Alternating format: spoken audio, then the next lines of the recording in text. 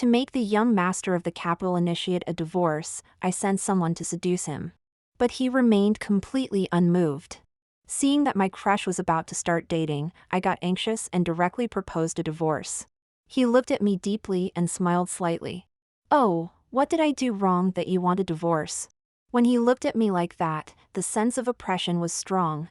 I was a bit scared but still bravely said, "You deserve better." He laughed, a bit eerily. The next day, looking at the iron chain on my foot, I fell into deep thought. Ding!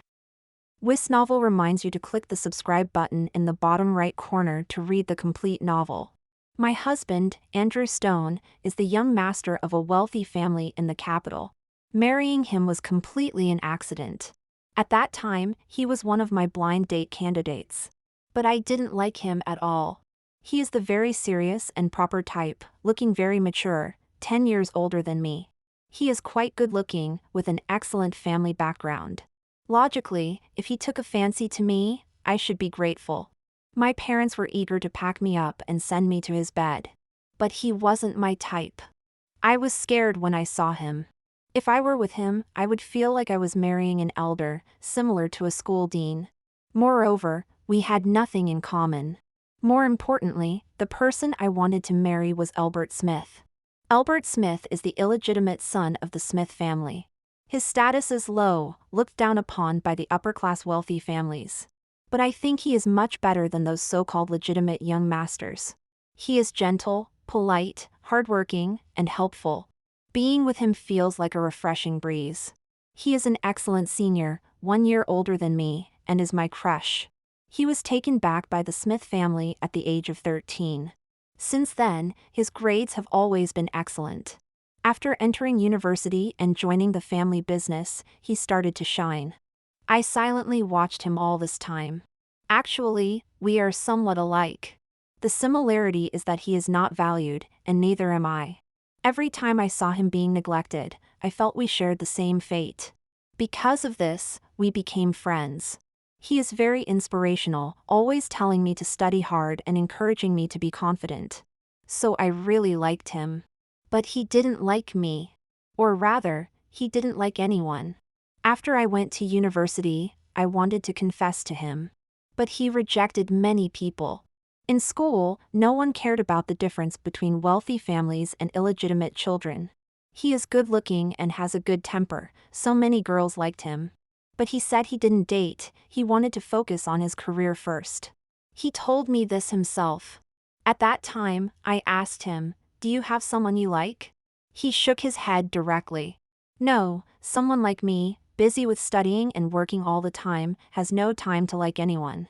I heard from my family that he actually wants to achieve something first, so he can find a marriage partner who will be helpful to him. Because the Smith family has serious power struggles. Not only does he have to compete with his half-brothers, but his dad also has to compete with his uncles. Old Mr. Smith values the abilities of his sons and grandsons. It's like when an emperor passes the throne, he not only looks at the abilities of his sons but also at the abilities of his grandsons. So, Albert was brought back. I definitely can't meet the standards of being a virtuous wife and capable mother, the type of headmistress who can skillfully manage everything. I am the 5th child in my family. Although I am my father's legitimate child, my father has a bunch of illegitimate children too. Among my full siblings, there are 6 of us. I am stuck in the middle, neither loved by my father nor my mother, and I have average grades and abilities. At that time, I evaluated my own worth and concluded that if Albert wanted to inherit the Smith family's fortune, he would not choose me. Sigh. I was heartbroken for a while. I initially thought, whatever. After all, there is no love in wealthy families. Even if I were with him, we might end up loathing each other. Besides, he definitely doesn't like me. I've been by his side for so long. If he had any interest in me, he would have confessed by now. But I was still a bit young then. And I was unwilling to give up. Because after my blind date with Andrew Stone, he asked me out twice. I refused both times. My parents found out and were very angry. My dad directly scolded me, "I think you are really hopeless. Such a good marriage prospect, are you blind not to seize it?" My dad turned around and scolded my mom. Look at the kind of daughter you raised. She has no sense of the bigger picture. What do you do all day? Playing cards and getting beauty treatments. You can't even teach your children properly. What use are you? I was forced to date Andrew Stone. Having my will suppressed was a very painful thing. At that time, a friend in our circle had a birthday party, and everyone went to her mansion to have fun. Albert also went. I guess I read too many novels. I came up with a bold idea. If I slept with Albert and got caught, I would definitely be able to marry him. Because wealthy families care a lot about reputation. If I slept with someone, the Stone family definitely wouldn't want me to marry in. My parents would feel humiliated but would still agree to let me marry Albert. Albert is a good man, he would definitely take responsibility for me. At that time, feeling hopeless about my love life and being forced to date Andrew Stone, I was very depressed and had a moment of madness, deciding to go through with it. That night, I clearly saw Albert enter room 302. I first returned to my own room, drank half a bottle of wine, and then went to his room. At that time, everyone had been drinking. When I entered the room, it was very dark. I didn't dare to turn on the light. He was sleeping on the bed. I called his name, Albert. He responded with a grunt. Then I started crying as I told him I had liked him for many years, and asked if he would marry me. His head was buried in the blanket. Only one hand was exposed. His hand was very pale, with long fingers, well-defined joints, smooth and soft to the touch. I held his hand, feeling a surge of tenderness in my heart. He didn't say much. I cried while kissing his hand, then I slipped under the blanket and started kissing him. Actually, I had thought about it. If he didn't want to marry me, I wouldn't force him. But I wanted to be with him. I wanted to give him my first time. A girl's first time is very precious, and I wanted to give it to the person I liked. That night he was very gentle. I had also drunk quite a bit. Without getting myself drunk, I was afraid I wouldn't have a good excuse the next day for having walked into the wrong room. I felt so happy, as if I was bubbling over with joy. I also thought he must have liked me. But the next day, when I woke up, I saw Andrew Stone's face. I was woken up by the voices of a group of people. Andrew's friends had come in to call him to leave with them. And then the news spread. Our marriage was set. At that time, I was completely confused. Andrew was very gentlemanly, asking everyone to leave, helping me get dressed, and apologizing, saying he drank too much last night and forgot what happened. He asked if I remembered. I had to say I didn't know either. He said it must be fate. He held my hand, and I felt very strange. I wanted to pull away, but he didn't let go. I mustered the courage to tell my mom that I didn't want to marry him. My mom said I was out of my mind, saying I had already climbed into his bed, and if I didn't marry him, no decent person would marry me in the future.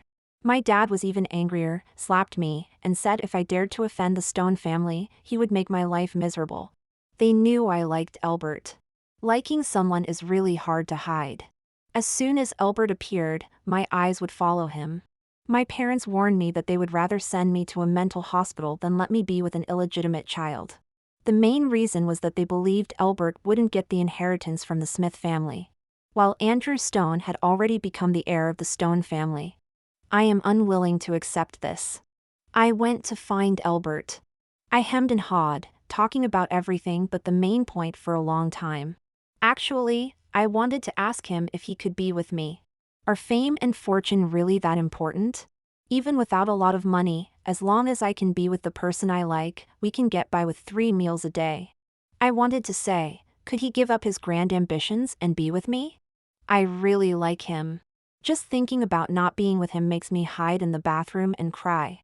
He is someone who really knows how to listen. Even though I didn't say anything, or I said some nonsense like the weather has been nice lately, how's work, I'm about to graduate and preparing for exams. I told him about my salary. He must have found it funny. But I had nothing else to say. I didn't know what to say to make him stay, or to tempt him to be with me, to give up everything about the Smith family. He sat quietly across from me the whole time.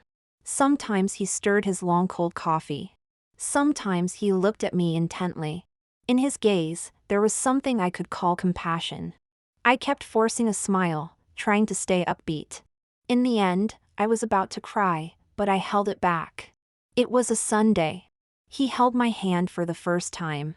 He said, "I want to take you somewhere." The moment he turned around, I cried. But he couldn't see it. Because he was walking ahead, holding my hand. I followed him, not thinking about anything. I hoped the road would be long enough for us to walk our whole lives. But actually, it wasn't long. Because the cafe we met at was very close to the Smith Company building. He took me up the elevator, straight to the top floor. Even on weekends, many people at Smith Company come in to work overtime. We stood on the rooftop, the wind rustling in our ears. We could overlook the entire city of the capital. I am a bit afraid of heights. But he wasn't scared. Standing there, looking at everything beneath his feet. He looked at me and said, "When I was a kid, people called me a fatherless bastard. My mom told me, if I stood on the 100th floor, I wouldn't hear those insults. That was when I swore I would stand at the highest point. Do you understand my ambition?" I understand. But I don't quite understand it in some way. Just like when I read The Thorn Birds. The priest died in the end. So why couldn't he stop for the heroine in his life? But then again, his life was always going to end. Why should he stop for the heroine instead of pursuing his dreams? It's also a kind of silent refusal. Later, he got engaged even earlier than I did. He got engaged to the daughter of a bank president. In front of her, I was reduced to nothing. Marrying anyone is just marrying. So later, I married Andrew Stone. I don't know if Andrew knows that I like Albert. I also don't know why he married me. I am just a vase by his side, a puppet on strings. I am still very afraid of him. Even after being married to him for 3 years. His demeanor is what scares me. And I really have nothing to say to him. He gives me gifts, takes me out to play, and is affectionate with me. But I feel he's very fake. Like he's wearing a mask. His true self must be very frightening. I don't like sleeping with him either. Because I don't like him, I don't want to sleep with him. Moreover, his needs are very high.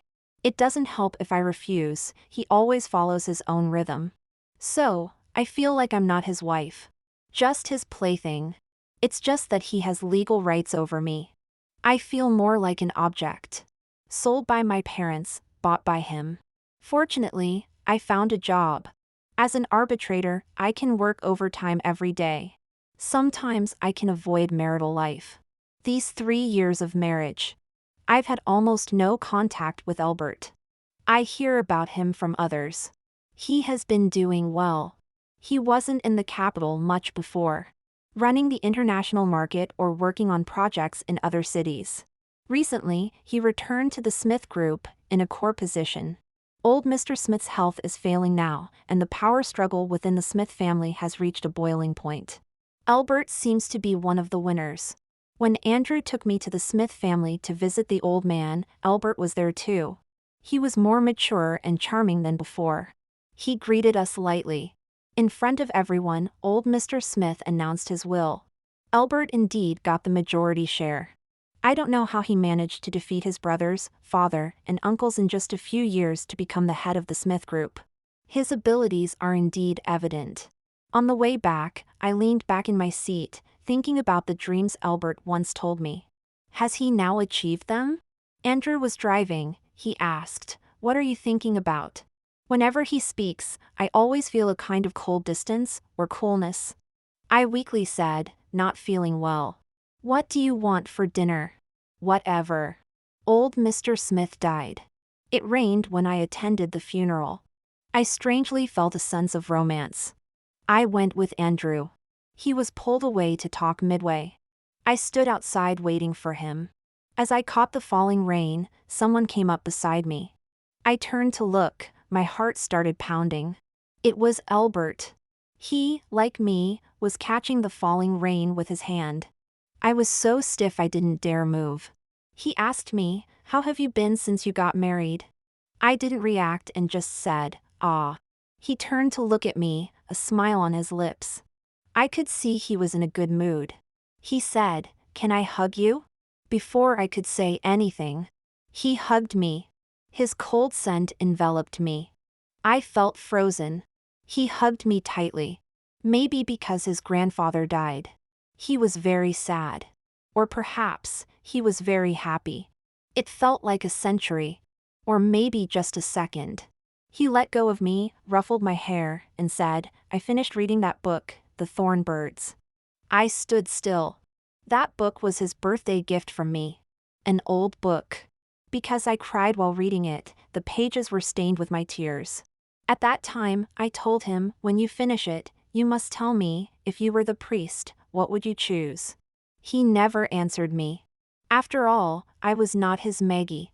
Or maybe, he had already shown me his answer through his actions. Not long after, Albert took over the Smith Group, becoming the young ruler of the Smith family. He also canceled his 3-year engagement. I looked at his handsome figure in the financial newspaper, and my heart reignited with the courage to fly into the fire like a moth. Even without Albert, I still wanted a divorce. Mainly because spending a lifetime with Andrew, I would definitely regret it when I die. Albert achieved his dreams. I had no dreams. But I wanted to live the life I wanted. And not a life that went against my will. The girls in our office envied me for marrying into a wealthy family, with a husband who was both handsome and rich. But I envied them. Although they weren't as wealthy, their lives were in their own hands. If it were me, I would rather live in a small house, go to work regularly, come home to cook, and then quietly eat alone, watch dramas, and read books. On weekends, I would lazily sleep in. I think I would like that kind of life. Instead of living like now, where every day feels like a performance. Dressing up glamorously, meeting all sorts of people, saying grandiose things. Showing a loving relationship with Andrew. When I get home, I still have to smile at him. And satisfy his perverted desires. Or when he looks at me, I always feel like I'm being watched by a teacher. Sometimes, I can't help but think, if I divorced Andrew, maybe Albert and I would be together. Maybe. What if? Even if we're not together, it's okay. At least I'd be free. I can't be the one to propose a divorce with Andrew. Without a legitimate reason, people would just think I'm crazy. So, I found an agent. She has many girls who want to marry into a wealthy family. I hired 2 maids at home. I couldn't get involved in Andrew's company. But those 2 maid positions, I sold them. Each position for $2 million. Those women outside are really willing to spend money. But you can't catch a wolf without sacrificing a child. I took the money and felt at ease. They paid a high price for the opportunity, so they would definitely hold on to it tightly. To give them opportunities, I worked overtime every day. The good thing about this job is that you can work overtime every day, there's always endless work. I could avoid going home, and it was a completely legitimate reason. But after working overtime for a month, those 2 maids still made no progress. At 10 p.m., when I walked in, the house was brightly lit. Everyone was there. Including the police. I was startled. Andrew sat in the main seat, and the butler stood trembling with the servants. Only the 2 of us lived in this villa, but there were quite a few servants. When he saw me come back, his gaze immediately turned towards me, making my heart shiver. His face looked very unpleasant. I hurried over and asked considerately, "Honey, what's wrong?" He pointed to one of the girls I hired. He asked me, "Did you hire her?" I said, "A friend recommended her." "Which friend?" I bit my lip, not daring to speak. The police took the person away. Andrew told the old butler, "You're fired too." After saying that, he turned and went upstairs. The old butler had worked for the Stone family for decades. Hearing this, the old butler cried and said to me, "Madam, please plead for me. I only hired them because you told me to." The old butler immediately pointed to the other maid and said, "You're fired too, leave immediately." He then directed the others to clean the house. Andrew didn't go to the master bedroom he usually slept in. Instead, he went to another room. I was a bit scared. Did he find out something? When I went in, he was taking a shower. This room was originally the mistress's bedroom. But after we got married, we didn't sleep in separate rooms. It was all just for show. It looked like a luxurious palace. Like a glamorous birdcage. I wanted to sit on the sofa and rest for a while. Working overtime for so long, I was really tired. Just as I sat down, the bell rang from the bathroom. Every time he rang the bell, it meant he wanted me to go and serve him. I didn't want to go. I was very tired. And those two maids must have failed to seduce him. He had a cleanliness obsession. He thought women outside were dirty. I should have known this long ago. The bell rang again, like a death knell. Then he opened the door with a dark face, and his voice coldly asked me, "Are you deaf?" He startled me, and I felt like he was going to hit me. I stood up timidly. He stared at me with a deep gaze. "Come here." I hurried over. I had no choice, I was used to being dominated. He threw a set of clothes at me and said, "Put it on, come wash me." It was a medieval-style maid outfit with lace edges. He wanted to play that game again. Tears immediately welled up in my eyes. I really didn't know when this kind of life would end. Couldn't I live my own life? The life now was not what I wanted at all. He needed a wife who would kneel on the ground. I needed a quiet life alone. I clutched the exquisite maid outfit, not moving.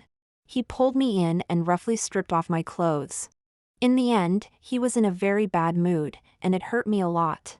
He seemed to be filled with anger and resentment. I was just his punching bag. When it was over, I was covered in bruises, and my knees hurt a lot. Tears flowed uncontrollably again. I glanced at the time, it was 4 a.m. There were 2 arbitration cases to be heard in court tomorrow morning.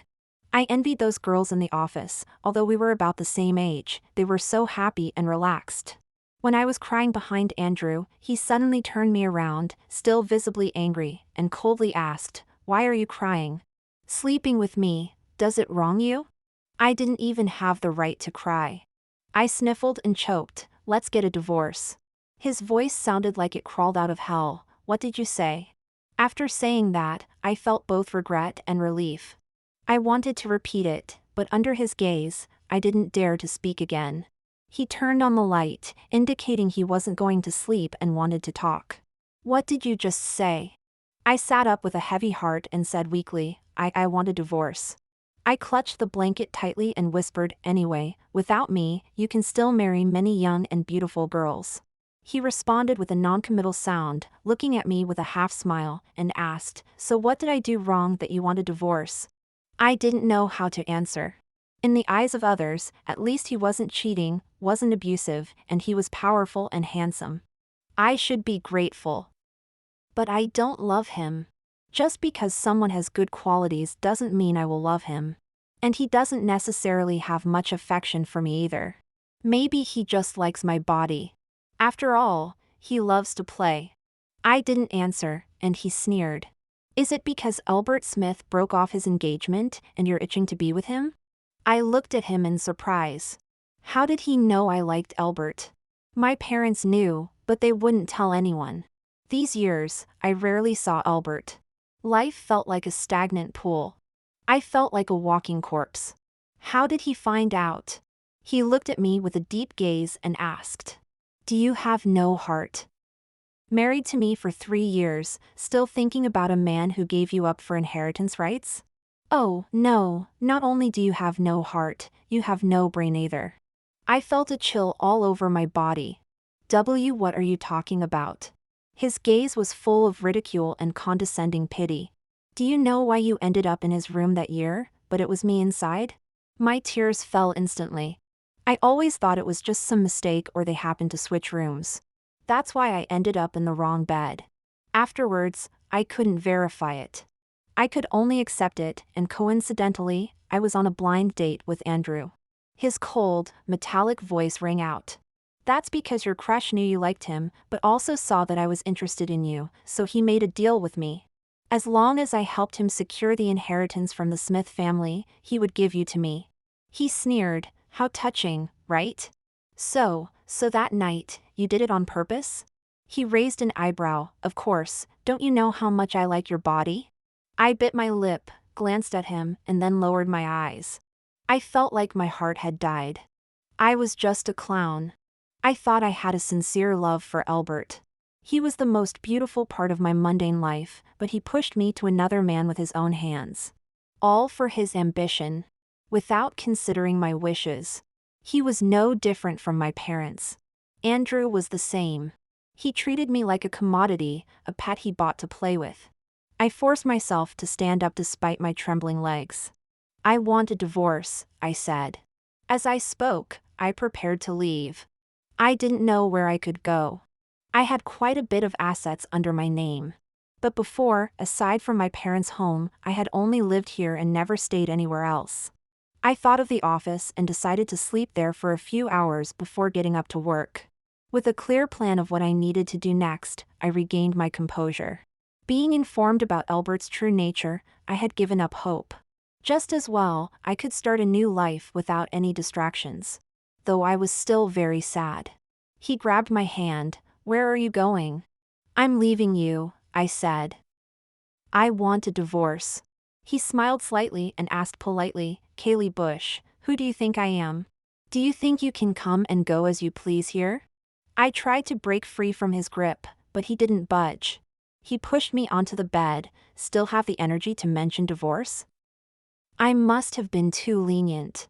With that, he started to undress me again. When I woke up the next day, it was already broad daylight. I was definitely late. I tried to sit up but had no strength at all. I suspected I was sick. Remembering the work I had in the morning, my anxiety surged. I tried to get out of bed, only to find a golden chain around my ankle. The chain was long, with the other end locked to the bed. I was shocked. At that moment, Andrew, dressed in a suit, came in from outside. "Awake? What are you doing?" I broke down. I still have to go to work. Thinking of the court session that morning and how I was late, I was sure to be complained about to death. He smiled and said, "Honey, don't worry, I got you leave from work, and I had someone take care of your tasks." I frowned. How can that be? Others are also busy. "Let me go. Are you crazy? Are you imprisoning me? What do you take me for?" He seemed in a good mood. "You're my wife. I was planning to have you resign." Surprise? You've been working overtime every day, and I've been annoyed for a long time. Now you want to make a fuss, right? Then don't go to work. I looked at him in horror. He didn't seem to be joking at all. "You can't do this," I murmured. "Are you going to lock me up like livestock?" "Why not?" He leaned in, kissed my lips gently, and said, "Locking you up is the only way you'll behave." I looked into his dark eyes and said, "This is your true nature." He usually seemed so upright, but he was actually very bad behind the scenes. "Who forced me to become like this?" He squeezed my neck. "Wasn't it you, this fickle woman?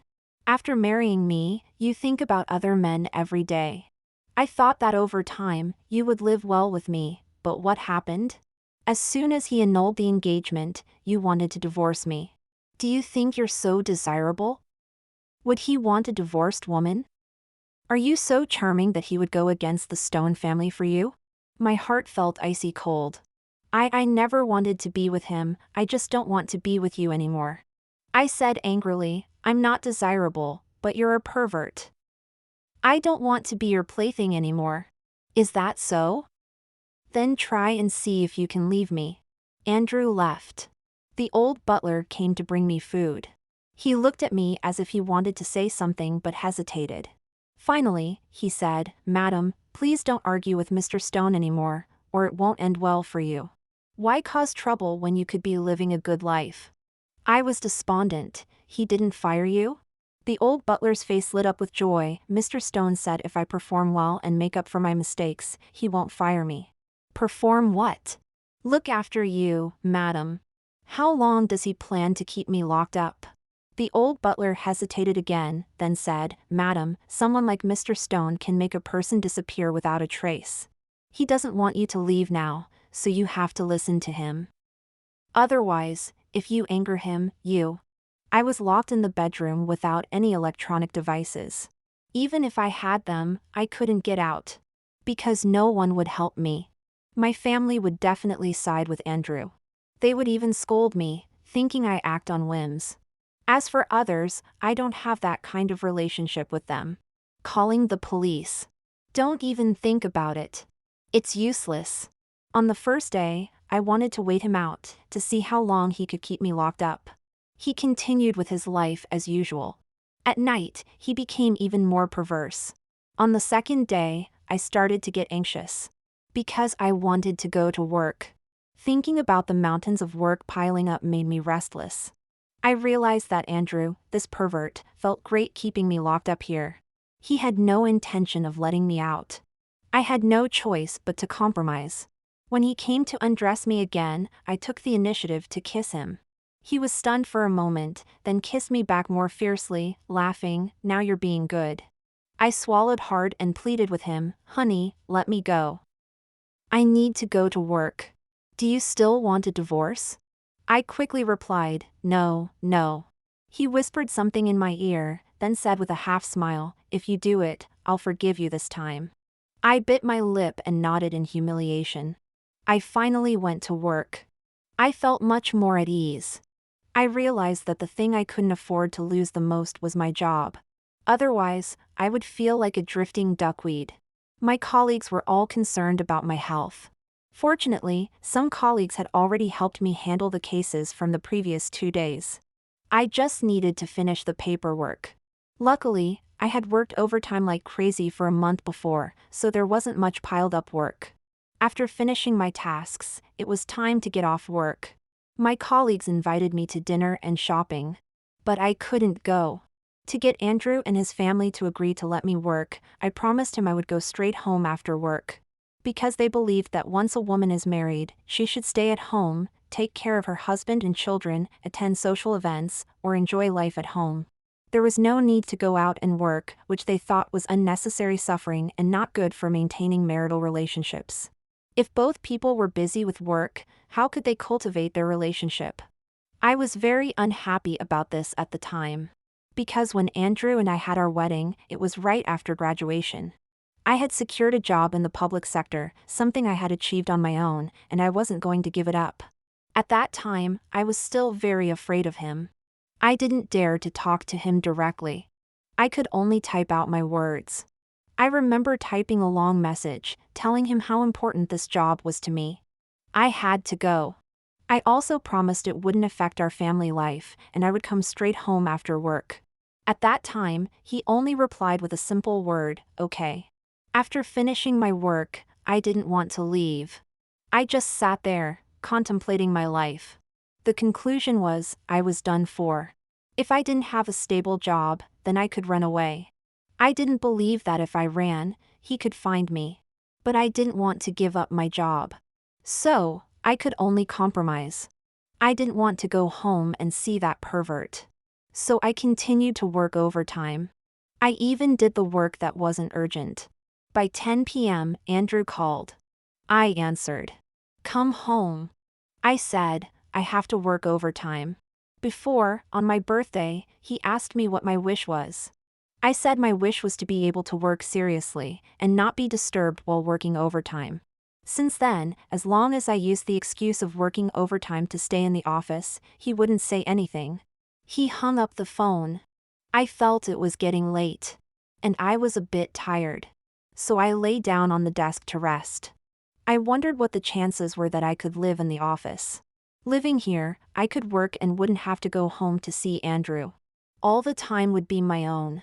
I could daydream as much as I wanted. Just as I was deep in thought, I suddenly heard footsteps. The security guard brought Andrew in. The security guard enthusiastically said, "Miss Bush, your husband is here to pick you up," so I brought him up directly. The security guard said this and then left. Andrew came in and closed the door. He had been here before, even treated my colleagues to a meal, asking them to look after me. After he came, my colleagues thought even more that I was untouchable, saying I was just experiencing life by working. I quickly pretended to be very busy and said, "Ah, you came to pick me up?" "I'm not done yet." He responded with a hum, lay down on the sofa in my office, rested his head on his hands, and stared at me saying, "Then you keep working." I glanced at him and quickly pretended to work on the computer. But I couldn't concentrate anymore because after a certain point of working overtime, I couldn't focus. After thinking for a bit, I said, "Let's just go back." He said, "Okay." I grabbed my bag, and just as I was about to open the door, he hugged me from behind, saying, "I want to do it here with yo." I couldn't struggle free. It was too embarrassing. Andrew is just a pervert. When we got in the car, I started crying. The driver was driving. We were sitting in the back. He seemed helpless, feeling like I was making a fuss over nothing. "Why are you crying? Isn't this normal between a husband and wife?" He hugged me to comfort me.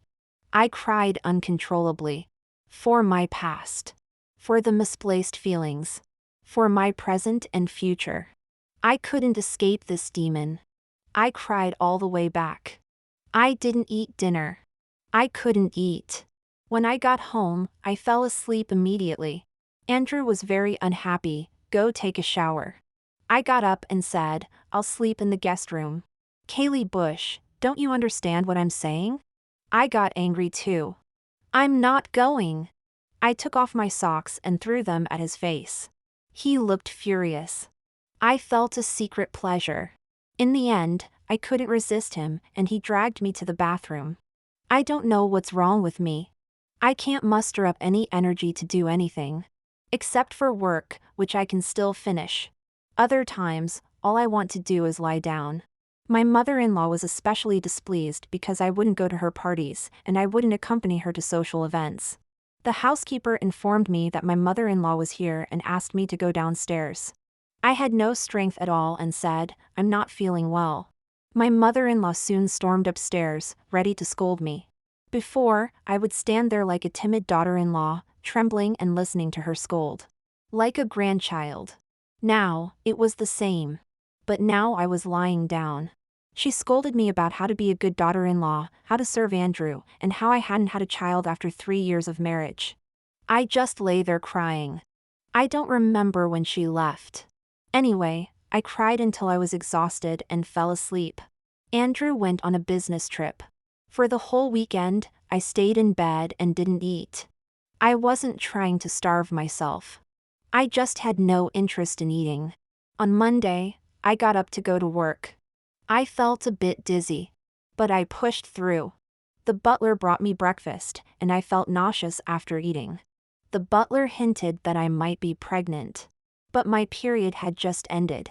When I got to the office, I felt much better. I started working seriously. I ate a little at noon and threw it all up in the afternoon. In the evening, I felt more energetic. So I started working overtime. I thought work was great. Andrew came to my office again. He saw me and frowned. "Have you eaten?" When I saw him, I immediately started crying. Heartbroken. Anyone who didn't know would think he had died. He was even more confused. I cried all the way back. Then I cried at night too. He fed me, and I threw it all up. It was all clear water. I felt extremely nauseous. But seeing him like that, I tasted the pleasure of revenge. I knew I was definitely sick. Andrew even took me to the hospital for a checkup. Besides malnutrition, there was nothing else wrong. In the end, the doctor subtly pointed to his head, implying that I was crazy. Andrew didn't take me to a mental hospital. Someone like him cares a lot about reputation. He wouldn't want people to think his wife was crazy. Even though he himself was crazy. He drove home. I went upstairs listlessly. Just as I was about to enter the room, he grabbed my hand from behind and dragged me to the study. I struggled and started crying out of grievance again. In the study, I cried, and he handed me tissues. I didn't take them. After crying enough, I asked him, "What do you want?" "If there's nothing, I want to sleep. I'm very tired here." He held me down and said gently, "Honey, what's wrong with you?" "Nothing." He hugged me gently. "Did someone upset you? Did my mom say something to you again?" I didn't even have the strength to push him away. I let him hold me. The one who bullied me the most was him. And he had the nerve to ask me. The next day, I didn't get out of bed. When I woke up, I was in the hospital, receiving a nutrient for. Andrew was beside me, looking at me with concern. I glanced at him and asked, "What time is it?" "I need to go to work." He looked at his watch. "It's 11 o'clock. I've taken a leave for you." I painfully got up and went to the office. I felt like I should die at my workstation. Only work is reliable. People are the most unreliable. Andrew asked me, "Do you want a divorce?" I glanced at him and said casually, "I'm okay with it." He said, "All right, let's get a divorce." He was quite tough about it. When he came to pick me up in the evening, he handed me a divorce certificate. My mood instantly brightened, and then I burst into tears of joy. I was finally free. I immediately bought a small apartment in the neighborhood next to the office. It was really small. Then I quickly moved in. Andrew asked me not to tell anyone about our divorce for now, because he wanted to save face. I didn't want to tell anyone either. I had gained my freedom. My new home was already nicely decorated by the previous owner. I only bought some soft furnishings and hired 2 people to help me set it up, and now it looks much better. I felt revitalized. My mood suddenly improved. I really didn't know why I used to cry every day. But I didn't want to think about the past anymore. I got a cat and also a dog. I grew many flowers. I bought my own books and gradually filled my home. I also went to the furniture market, bought beautiful pumpkin lanterns, and various decorations. Looking at my completely new and entirely my own home, I finally felt much more at ease. I took my dog for a walk every day.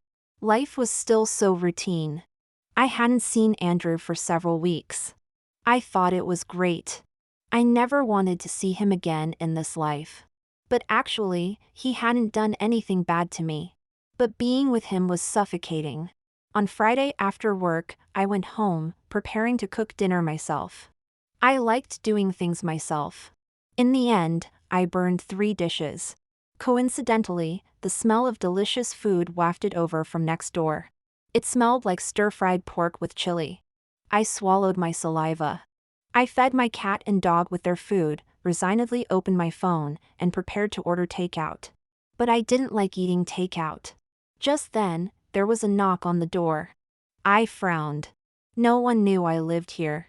I looked through the peephole and, surprisingly, it was Andrew. I didn't want to open the door. Then he sent me a message. "I made food, there's extra." I opened the door. He said coldly, "Take it and eat. I don't want my ex-wife to starve to death." After saying that, he handed me the lunchbox and turned to leave. I opened it and, lo and behold, it was the delicious home-cooked food I had smelled earlier. I thought about it and decided to eat it. While eating, I messaged him, "What are you doing here?" He replied, "Wanted to experience the life of a poor person." I rolled my eyes. We weren't enemies after all. Coincidentally, my office had arranged for me to go for business training for a week, and there would be no one to take care of my cat and dog. I asked Andrew, "Are you still living there?" He replied, "Yes." I said, "I'm going for training, can you take care of my cat and dog?" Then I sent him a $200 red packet. He accepted it and replied, "Okay." On the day I went for training, I took a minibus from the company entrance to the airport with my colleagues. Andrew was holding the dog, seeing me off to the bus. I reminded him about the frequency of feeding the dog and the cat. He nodded. He said, "Take care of yourself, call me if you need anything." I bit my lip and looked at him. I didn't say anything. I don't have many friends. Now I feel that divorcing him was a bit hasty. When I need help, I still end up turning to him. I got on the bus, and as it slowly started moving, his figure became smaller and smaller. I sat up straight. A colleague teased me, "Can't bear to leave your husband, huh?" I smiled a bit. Then they started talking about everyone's love life. I was quite envious. The place we went to this time was quite beautiful. Although I had been here before, my mood was different now, and my perspective had changed. After class, I took quite a few photos. Couldn't find anyone to share them with. Andrew often sent me photos of the cat and dog. So, I sent him the photos I took. The two of us are friends now, I guess. After all, for someone as high and mighty as the head of the Stone family to feed my cat and dog, and often bring me home-cooked meals, it made me feel quite comfortable. One day, I curiously asked him, "Did you really cook these meals yourself?" He raised an eyebrow. "Come over tonight and watch me cook." I pouted. The dog kept wagging its tail at him. It was very close to him. On Saturday afternoon, he knocked on my door. I asked, "What's up?" "Going to buy groceries." He asked me, "Do you want to come?" I hesitated for a moment but decided to join in on the fun. Someone like him, going grocery shopping? We walked to a supermarket, he pushed the cart and started picking out vegetables. I followed beside him. He looked quite experienced. I said, "You know how to pick vegetables?" He said matter-of-factly, "When I was studying abroad, I often cooked for myself." "Why didn't you hire a maid?" I wanted to live independently. Live independently? I've never lived independently. When I was studying, I relied on my parents. After getting married, I lived with him. Now, I'm finally living alone. It's great. After buying the groceries, we went back. He said, "You can bring the dog over, it likes here." I went back to get the dog and went to his place, watching him cook. He really had some skills, washing, chopping, and stir-frying the vegetables in an orderly manner. When the delicious food was on the table, I was already salivating. After we finished eating, he said to me, "Let's go, take the dog for a walk." Fortunately, my Samoyed was still small, so we could walk slowly. On the way, an electric scooter sped by and almost hit me. Andrew quickly pulled me aside. Then he protected me, walking on the innermost side of the sidewalk. His hand was still on my shoulder. I struggled a bit. He commanded, "Walk properly." In life, he was a very domineering person. Once we entered the park, he let go of me. Neither of us spoke. The evening breeze blew gently. Many people were out walking with their children. He held my hand again. I looked at him. He lowered his eyes to look at me. "This time, let me pursue you again, all right?" It was really strange, he actually asked for my opinion. I looked elsewhere, and he pressed my head against his chest, whispering, "I was wrong before. I shouldn't have confined you. I shouldn't have been harsh to you." My tears started to fall. Because no one had ever apologized for hurting me. They didn't even think it was a kind of harm. They thought it was for my own good. But the most unlikely person to apologize, Andrew, was now apologizing to me. Although he was probably like a weasel paying respects to the chicken, with no good intentions. But I could only cling to this lifeline. Hugging him and crying my grievances out. Andrew really started to pursue me again. Although I still felt strange about it.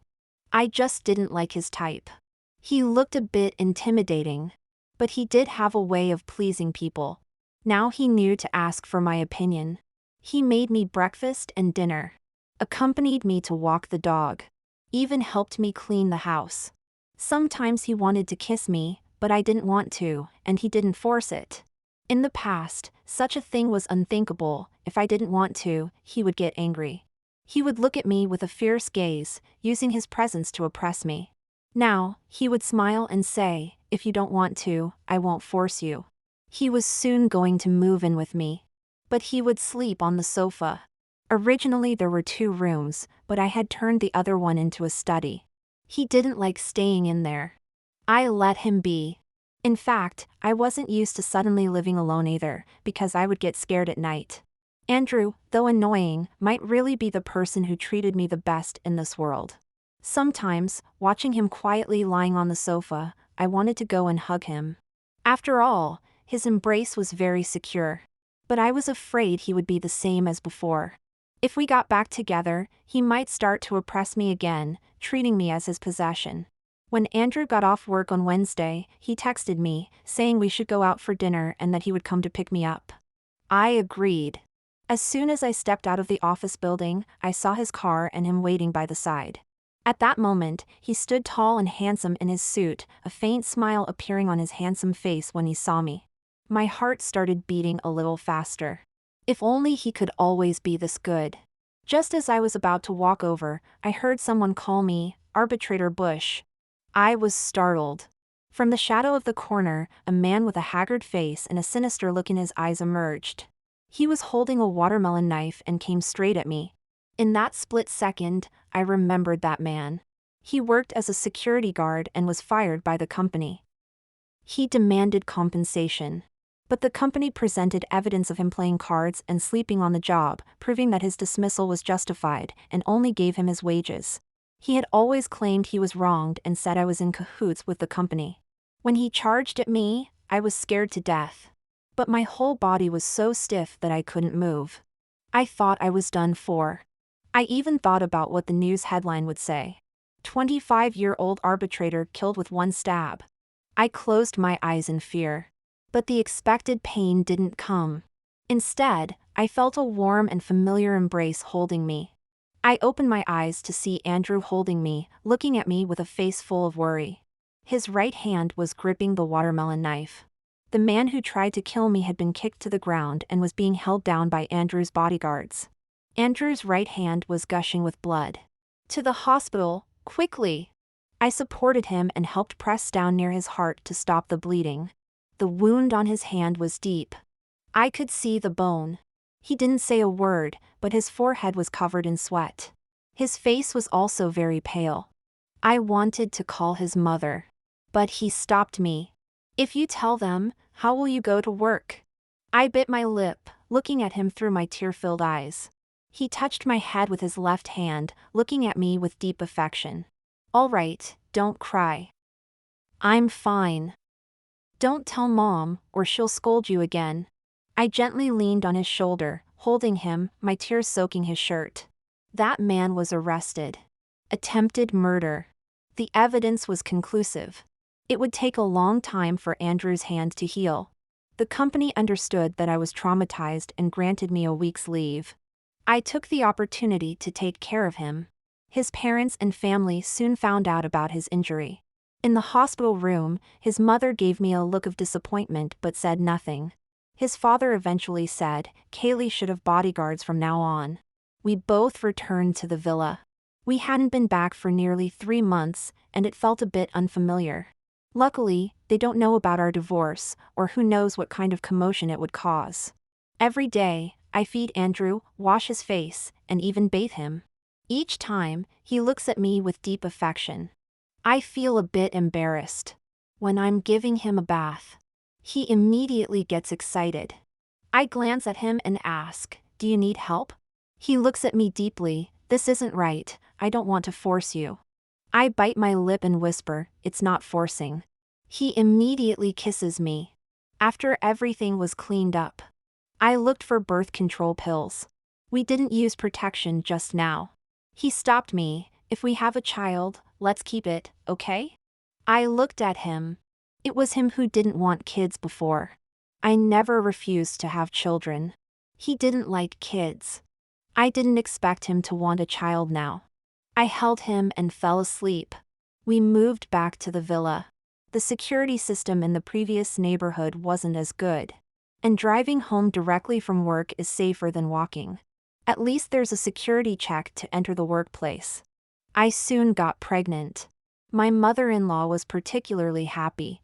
She kept saying I was a great contributor. Andrew asked me for the divorce certificate to exchange for a new marriage certificate. I gave it to him. He quickly got a new marriage certificate. It looked just like the previous one. He held my hand as we walked from our building to his parents' villa for dinner. The evening breeze blew gently. His silhouette remained broad and resolute. Holding my hand, his fingers were still distinct and carried a soft warmth. He walked in front, and I just needed to follow his steps. I remembered my teenage years, hoping to walk like this with Albert Smith. But it didn't happen. Now, with Andrew, my wish had come true. Everything seemed unchanged. Yet, everything seemed different. Andrew's perspective. Andrew fell in love with Kaylee Bush at first sight. At that time, he had just returned from abroad to take over the family business. But he saw that Kaylee liked that illegitimate son of the Smith family. Her eyes always followed Albert Smith. She didn't notice anyone else at all. He originally wanted to give up. But their social circles overlapped. The elite circles liked to hold banquets and gatherings. So everyone could get to know each other. It was hard for him not to see her. His mother noticed that he liked her. She advised him, that girl is indeed pretty, but her family background is lacking. She has many siblings, and her abilities are quite average. She won't be able to help you in the future. Of course, he knew these things. But emotions aren't transactions with a clear price tag.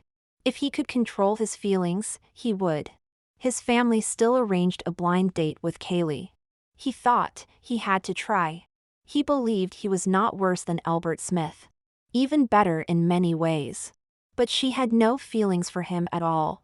She wouldn't even come out when he asked her out. He was a bit angry. He never failed to get what he wanted. But he didn't want to break ties. Didn't want to lose face. When things didn't work out with her, he turned his attention to Albert Smith. He lied to her. Actually, he was the one who approached Albert Smith. He developed a software to monitor her phone and saw her browsing history. Will forcing the person you like to marry you bring happiness? What preparations should be made for the first time to avoid pain? He also noticed she bought condoms. At gatherings, she acted sneaky and looked anxious. He saw through her intentions at a glance. She wanted to force Albert Smith to marry her. When she saw him, she quickly avoided him. As if he were a dangerous beast. He tightly gripped his wine glass. Not knowing what he was angry about. He found Albert and asked directly, "Do you know Kaylee likes you?"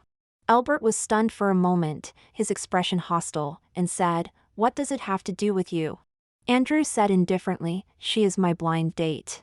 Albert's expression immediately became wary, and he said, "She is very innocent, not suitable for you." Andrew smiled, "I can introduce you to the bank president. He values the abilities of young people the most, and he has an unmarried daughter." If Albert could gain the favor of the bank president, future funding issues would be nothing to worry about. His career would then be half successful.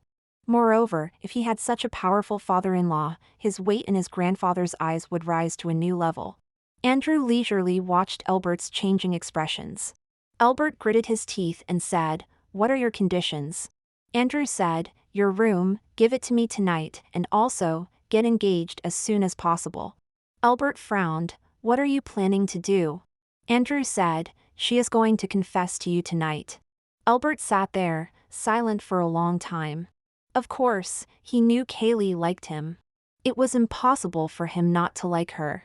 Seeing her always circling around him, her eyes sparkling when she looked at him, cautiously being good to him, and looking at him with infinite affection. She was so wonderful. How could he not like her? But, as for love, to him, it was just that. He wouldn't give up the benefits he could get for so-called love. He only thought for a few seconds before nodding in agreement. In the dark, Andrew listened to Kaylee's heartfelt confession. He felt a bit sad. And he felt sad for Kaylee too. But he was someone who would do anything to achieve his goals. He didn't care about the process, the meat in hand was the real result. He was very fascinated by Kaylee's body. At first, what attracted him was her long, straight legs, then her unparalleled beauty, and her eyes that always carried a hint of sorrow. He liked kissing her, seeing her confused look, and being intimate with her. Under his body, they reached another world of ecstasy together. He firmly believed that as long as there was enough time and enough intimacy, physical exchanges would eventually sway her heart.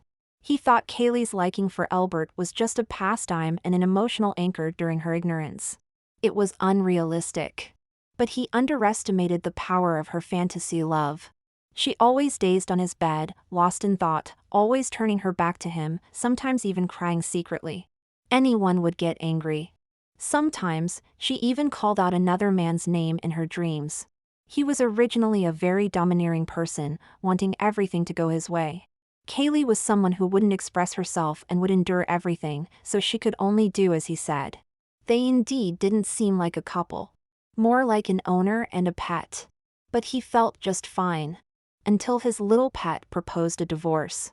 He really wanted to lock her up forever. Anyway, her life was controlled by him. She had no support. Albert still wanted to fight him for her. Albert said to him, "She has been with you for 3 years, and she has never been happy. Don't you know that?" Andrew looked coldly at the man in front of him. Albert said, "Let her go."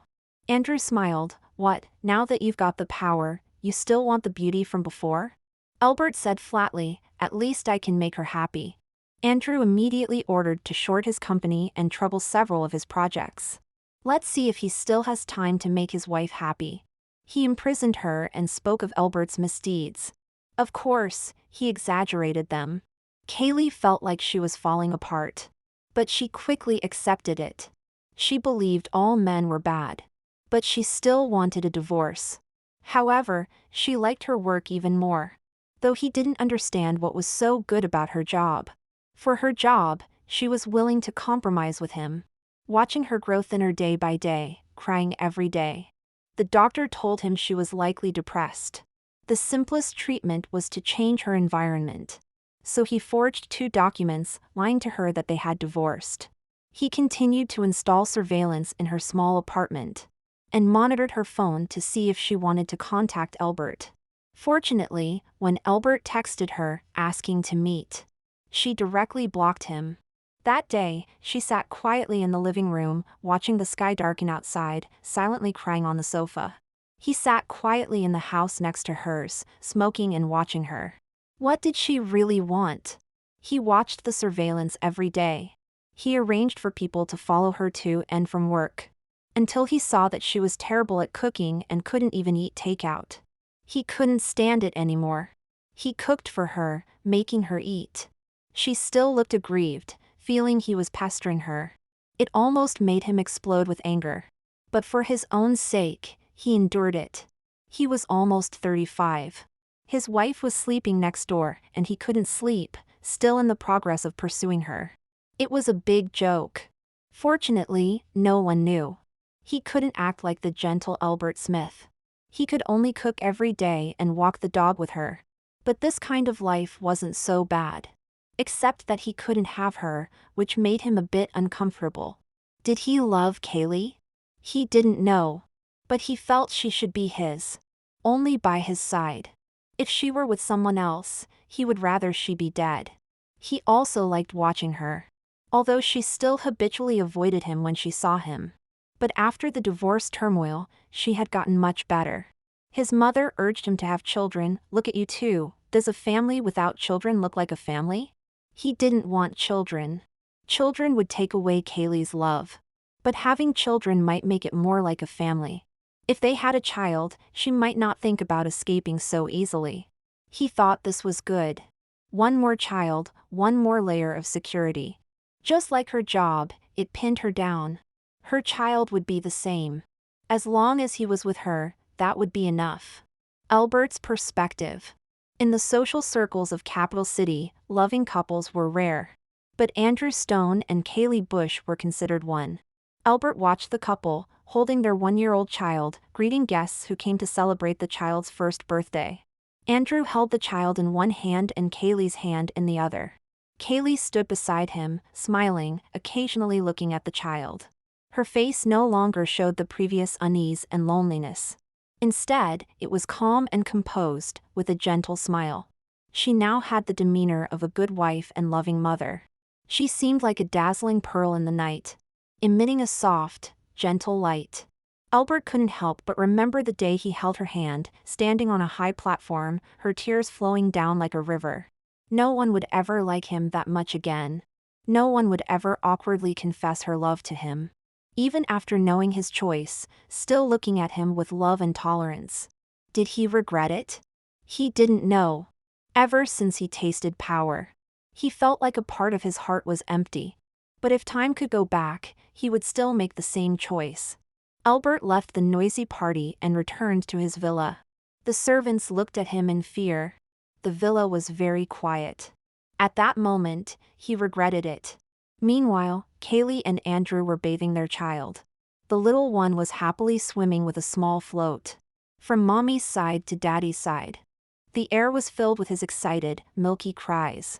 Kaylee looked at him with eyes full of love. Andrew's face also had a gentle, fatherly smile. The whole family was peaceful and happy.